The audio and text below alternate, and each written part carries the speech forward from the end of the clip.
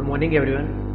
दीपक classes की current affair की श्रृंखला में आपका एक बार फिर से जोरदार स्वागत है। चलो आइए, तो जो हमारी 3 नवंबर की दैनिक समसामयिकी है उसकी शुरुआत हम करते हैं। तो ये रही स्क्रीन पर आपकी दैनिक समसामयिकी कब की है, 3 नवंबर। कब की बात चल रही है, 3 नवंबर सन 2022। 3 नवंबर 2022 की दैनिक समसामयिकी है उसकी चर्चा हम करते हैं। तो ये रहा पहला प्रश्न कि जल सप्ताह इंडिया वाटर वीक 2022 का आयोजन किया गया है। क्या बात चल रही है कि जल सप्ताह इंडिया वाटर वीक 2022 का आयोजन आपका किया जा रहा है। कब से कब तक किया जा रहा है, तो ये किया जा रहा है 1 नवंबर से 5 नवंबर तक। कब किया जा रहा है, 1 नवंबर से 5 नवंबर तक। आपसे पूछा जाएगा स्टार्ट किसने किया है, तो स्टार्ट किया जो हमारी राष्ट्रपति हैं। कौन है राष्ट्रपति, द्रौपदी मुर्मू। कौन, द्रौपदी मुर्मू ने इसकी क्या की है, शुरुआत की है। कब से कब तक चलेगा, 1 से 5 नवंबर। 1 से 5 नवंबर के बीच आपका ये चलने वाला है। और कहाँ से इसकी शुरुआत की है, प्लेस आपसे पूछेगा तो ग्रेटर नोएडा। क्या निकल कर आता है, greater Noida UP. Greater Noida UP से इसकी शुरुआत की गई है। आपसे थीम पूछी जाएगी कि जो आपकी शुरुआत की गई है ये, इसकी थीम निकल कर क्या आती है, तो क्या है, सतत विकास और समानता। ये है। और किस मंत्रालय द्वारा शुरू किया गया है, तो जल संसाधन मंत्रालय द्वारा। किसके द्वारा, जल संसाधन मंत्रालय द्वारा आपका ये सप्ताह शुरू किया गया है। अब कुछ हमारे जल से संबंधित जो फैक्ट निकल कर आते हैं उनकी हम चर्चा कर लेंगे। जैसे पहला प्रश्न आपका क्या बनता है, विश्व जल दिवस। क्या आता है, विश्व जल दिवस आपसे पूछ लेगा। तो ये कब आता है, 22 मार्च को आ जाता है विश्व जल दिवस। और क्या पूछ लेगा, 3rd राष्ट्रीय जल पुरस्कार ये किसे दिया गया है, तो उत्तर प्रदेश के लिए आपका दिया गया है, 3रा। ठीक है, ये हमारा क्या निकल कर आया है। और जल से ही अगर हम बात करें, क्या आएगी जल से निकल कर, पहली वाटर प्लस सिटी। क्या, वाटर प्लस सिटी। तो कौन सी निकल कर आ जाती है, इंदौर। कौन सी आ जाएगी, इंदौर आ जाएगी। हर घर जल वाला पहला प्रमाणित जिला मध्य प्रदेश का। क्या, मध्य प्रदेश का जिला। तो कौन सा निकल कर आ जाता है, बुरहानपुर। क्या आता है, बुरहानपुर मध्य प्रदेश का हर घर जल वाला पहला जिला निकल कर आ जाता है। और हमने हर घर जल का लक्ष्य कब तक का रखा है, 2024 तक का। हर घर जल से पहले सबसे पहले अपना टारगेट अचीव करने वाला राज्य कौन सा निकल कर आया है, गोवा। क्या निकल कर आया है, गोवा। और जल जीवन मिशन कब लॉन्च किया गया, एक और प्रश्न, जल जीवन मिशन कब लॉन्च किया गया, तो ये किया गया था 2019 में। जल जीवन मिशन कब लॉन्च किया गया था, 2019 में। ठीक है, अब बढ़ रहे हैं हमारे अगले प्रश्न की ओर। ये रहा अगला प्रश्न, क्या कहता है कि चर्चा में रहा मानगढ़ धाम किस राज्य में स्थित है। क्या, चर्चा में रहा मानगढ़ धाम किस राज्य में स्थित है, तो ये निकल कर आता मानगढ़ धाम आपका राजस्थान में। चर्चा में रहा मानगढ़ धाम आपका राजस्थान में स्थित है। और अगर हम राजस्थान में ये स्थित है, राजस्थान में कहाँ स्थित है, बांसवाड़ा। क्या, बांसवाड़ा जिला कहाँ है, बांसवाड़ा जिले के अंतर्गत। और कहाँ पर, तो मानंदपुरी पंचायत। क्या, पंचायत समिति यहाँ पर। और मानगढ़ की क्या है, पहाड़ी भी है राजस्थान में। क्या है, मानगढ़ की पहाड़ी भी आपकी राजस्थान में ही स्थित है। और आपको पता होना चाहिए ये क्यों आपका अधिक फेमस है, इसका कारण चर्चा में क्यों बना है, क्योंकि अमर बलिदानी साक्षी मानगढ़ माना जाता है। जलियांवाला बाग हत्याकांड से संबंधित यहाँ पर कुछ तथ्य मिलते हैं। जहाँ जलियांवाला बाग हत्याकांड हुआ था, ऐसा ही आपका निकल कर आता अमर बलिदानी। क्या, अमर बलिदानी। और कितने शहीद हुए थे यहाँ पर, शायद 1500 के समथिंग शहीद हुए थे। तो अमर बलिदान का साक्षी कैसे लिखा आएगा, ऐसा आएगा, साक्षी मानगढ़ और मगनेंद्रगढ़ कहाँ है आपको, छत्तीसगढ़ में, कंफ्यूज मत होना, जिला बना है वहाँ का अभी लेटेस्ट। 17 नवंबर सन 1913 की ये घटना है, 17 नवंबर 1913 की। और यहाँ पर एक शहीद स्मारक भी बनाया गया था, कहाँ पर, राजस्थान में शहीद स्मारक। क्या है, शहीद स्मारक क्या बनाया गया था, शहीद स्मारक, जो कब बनाया गया था आपका 27 मई सन 1999। कब, 27 मई 1999 में। और आपको पता होना चाहिए 1999 में एक एक्ट भी आया था आपका, कौन सा, GI एक्ट। कौन सा, GI एक्ट सन 1999 में। GI टैग का जो इंडेक्स आया था वो कब टैग आया था, कब आया था, तभी आया था। और अब जलियांवाला बाग हत्याकांड आपके अच्छा, एक आपका जलियांवाला बाग हत्याकांड और अच्छा, एक राजस्थान से क्वेश्चन याद आ रहा है, राजस्थान में विश्व का तीसरा, क्या, विश्व का तीसरा सबसे बड़ा स्टेडियम बन रहा है, कहाँ, जयपुर राजस्थान। पहला कहाँ है आपका, गुजरात, दूसरा आपका कहाँ है, मेलबर्न आपका ऑस्ट्रेलिया में, और तीसरा आपका यहाँ बनने वाला है। ठीक है। और एक प्रोजेक्ट बोल्ड, एक और प्रोजेक्ट बोल्ड, ये भी कहाँ संबंधित है, राजस्थान से। किससे, बांस उत्पादन से, बांस उत्पादन से संबंधित प्रोजेक्ट आपका बोल्ड राजस्थान से। ठीक है, अगले प्रश्न की ओर बढ़ रहे हैं अब हम। ये रहा अगला प्रश्न। क्या कहता है अगला प्रश्न आपसे कि भारत का 53वां राष्ट्रीय रिजर्व कौन सा आपका बना है। तो भारत का 53वां अगर राष्ट्रीय रिजर्व की बात करें तो ये कौन सा निकल कर आता है, तो ये आता है आपका tiger reserve, Ranipur tiger reserve. कौन सा है, रानीपुर टाइगर रिजर्व। ये कौन सा बना है, भारत का 53वां आपका बन गया है। और रानीपुर आपका जो टाइगर रिजर्व है ये कहाँ पड़ता है, तो ये पड़ता है आपका रानीपुर टाइगर रिजर्व उत्तर प्रदेश में। कहाँ पड़ता है, उत्तर प्रदेश में आपका पड़ता है। ठीक है। अगर फर्स्ट टाइगर रिजर्व की हम बात करें, पहला टाइगर रिजर्व कौन सा आता है, जिम कॉर्बेट। कौन सा है, जिम कॉर्बेट टाइगर रिजर्व। ये कहाँ पड़ता है, उत्तराखंड में पड़ता है। अगर 52वां, कौन सा 52वां देखें तो कौन सा आता है, रामगढ़ विस्तारी। कौन सा, रामगढ़ विस्तारी। रामगढ़ विस्तारी कहाँ आता है, बूंदी राजस्थान। बूंदी राजस्थान में आपका आता है। और ये कौन सा बन गया है, तो ये बन गया आपका 53वां, महत्वपूर्ण बन जाता है। और अगर उत्तर प्रदेश की हम बात करें, कहाँ, उत्तर प्रदेश में, तो उत्तर प्रदेश में कितने हो गए आपके, 4, जैसे दुधवा और पीलीभीत और अमनागढ़ और आपका रानीपुर। ये कितने हो गए उत्तर प्रदेश में आपके, 4 हो गए हैं। और इसकी अगर उत्तर प्रदेश हम लोकेशन देखें तो उत्तर प्रदेश में एक्यूरेट लोकेशन इसकी क्या निकल कर आएगी, चित्रकूट जिला बुंदेलखंड। चित्रकूट जिला बुंदेलखंड,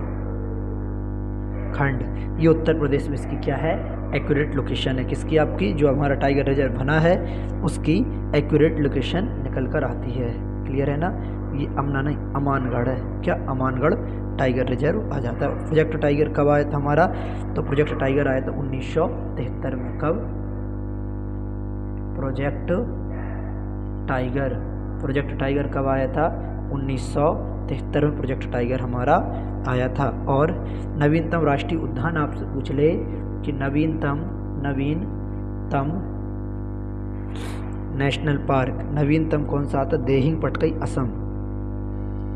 देहिंग पटकई नेशनल पार्क कहाँ आ जाता है, असम में आपका आ जाता है। और एक और प्रश्न आपसे पूछ ले, महत्वपूर्ण है, जैसे भारत का नवीनतम 33वां हाथी रिजर्व, नवीनतम और कौन सा है, 33वां हाथी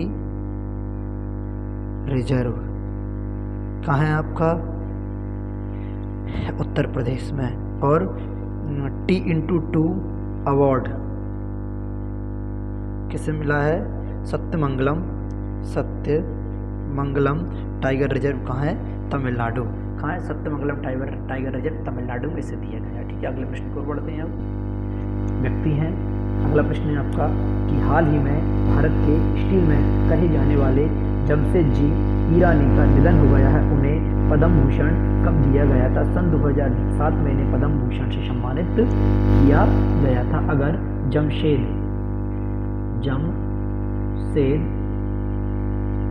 जी ईरानी की हम बात करें, इनका जो निधन हुआ है 85 वर्ष की आयु में, कितना, 85 वर्ष की आयु में इनका क्या हो गया है, निधन हुआ है। 1997 में इन्हें नाइटहुड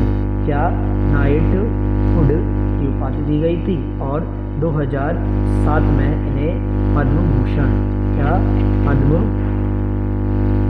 की उपाधि से इन्हें सम्मानित किया गया था। कब, सन 2007 में। और अगर हम बात करें जो हमारे भारत में लोहा इस्पात उद्योग है, इसकी हम बात करें थोड़ी,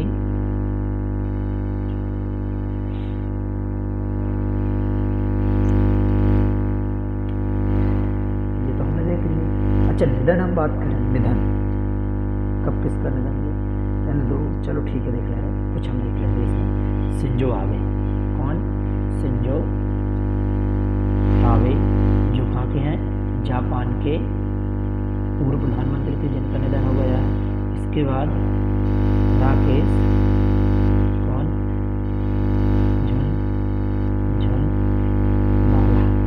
राकेश झुनझुनवाला, इनका निधन हुआ। ये किससे संबंधित थे, शेयर मार्केट से संबंधित थे।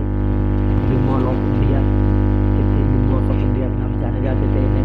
लता मंगेशकर जी का निधन हुआ 2001 में, भारत रत्न दिया गया, इन दोनों मध्य प्रदेश की थी। और जैसे अच्छा चल रहे हैं पद्म भूषण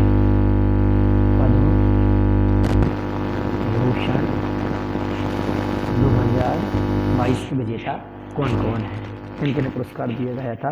तो एक तो आते हैं आपको बिपिन रावत, 4 लोगों को दिया गया था।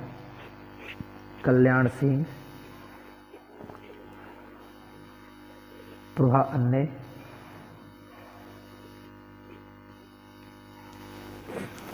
और एक और है राधेश्याम खेमका।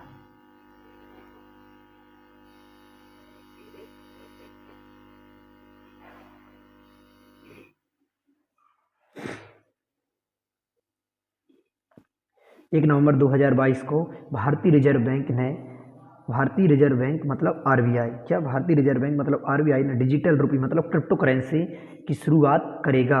इसके लिए कितने बैंकों की उन्होंने पहचान की, मतलब कितने बैंकों के साथ उन्होंने टाई अप किया हुआ है, किसने, भारतीय रिजर्व बैंक ने। तो कितने बैंक आ रही हैं निकल कर, 9 बैंक के साथ उसने क्या किया हुआ, आपका टाई अप किया हुआ है। कितने बैंक के साथ बात चल रही है आपकी, 9 बैंक के साथ उसने टाई अप किया हुआ है। आगे अगर हम देखें, 9 बैंक के साथ टाई अप किया है। और अगर हम देखें कि इसकी घोषणा कब की गई थी, तो जो हमारा 1 फरवरी सन 2022 में बजट पेश किया था किसने, वित्त मंत्री ने तब ही ये बात कह दी थी, तब ही ये चर्चा उन्होंने वहाँ पर कर दी थी कि डिजिटल करेंसी की हम घोषणा करेंगे, जिसे क्या कहा जाता है, आपका क्रिप्टो, क्या कहते हैं, क्रिप्टो करेंसी के नाम से उसे हम जानते हैं। क्या कहते हैं, क्रिप्टो करेंसी कहते हैं डिजिटल करेंसी को। अगर इसकी हम बात करें, क्रिप्टो करेंसी सबसे पहले सन 2009 या 10 है, 2009 या आपकी 2010, कहाँ के हैं व्यक्ति, जापान के हैं। और इनका नाम क्या है, आपका सातोशी नाकामोतो। कौन, नाकामोतो इन्होंने क्रिप्टो करेंसी की शुरुआत की थी और इसके बैंक के बारे में आपको अधिकांश पता है। ठीक है, हम आगे बढ़ रहे हैं अगले प्रश्न की ओर। अगला है आपका कि 31 अक्टूबर को किस कोर्ट ने टू फिंगर टेस्ट पर क्या लगा दी है, रोक लगा दी है। बहुत महत्वपूर्ण आपका टेस्ट था जिस पर क्या लगा दी, आपकी रोक लगा दी। किस कोर्ट ने लगाया, आपका सुप्रीम कोर्ट ने टू फिंगर टेस्ट। अब आपके माइंड में चल रहा होगा कि भाई साहब ये टू फिंगर टेस्ट क्या होता है, टू फिंगर टेस्ट आपका होता क्या है, और ये बहुत ज़रूरी था। इसके तहत किसे, जो डॉक्टर रहते हैं, डॉक्टरों को क्या लगा दी गई है कि डॉक्टर आपके ये टू फिंगर टेस्ट अब आपका क्या नहीं करेंगे।